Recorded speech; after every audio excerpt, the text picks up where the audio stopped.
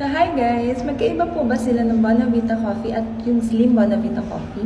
So guys, yung Bono Slim at Bonavita is almost the same.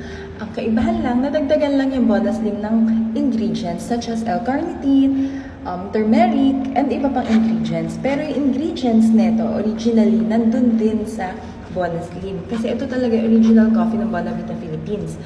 And pasok to sa mga nagda-diet din kasi mababa lang yung calories. Especially yung mga nagka-calorie deficit dyan. Pasok to guys. And sobrang healthy neto. Kaya sa mag 3-in-1 kayo, ito na lang guys. I recommend you to try this one talaga.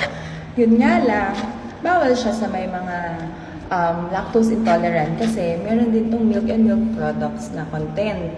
And then, bawal siya sa lactating women and pregnant. So, eto. So, guys, bago kayo bumili ng products, syempre, aalamin nyo muna yung kung pwede ba sa inyo or bawal ba sa inyo. Ganon. Sa mga acidic, pwede to, guys. Kasi acidic din ako, kaya pwede to. Person with diabetes, pwede din to kasi yung daddy ko umiinom neto. And, nagpa-check up naman siya, kaya pumayag na yung doktor na uminom to. So, pwede to. Pero, syempre, nagbavari to sa mga tao, guys. So, pwede sa daddy ko, pwede sa akin, pwede din hindi pwede sa inyo.